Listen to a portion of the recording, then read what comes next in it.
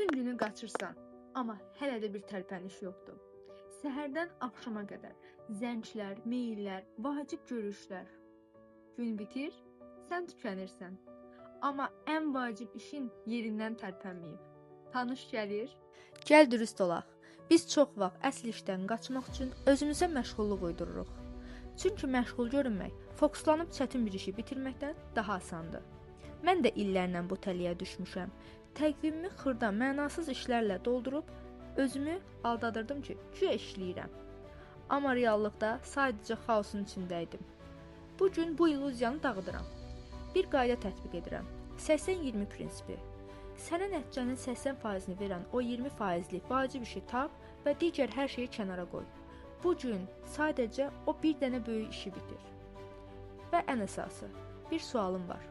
Həqiqətən işləyirsən, yoxsa sadəcə məşğul görünürsən? Cavabını səmimi şəkildə rəylərdə yaz. Sabah Foxun əsl düşmənlərindən danışacağam.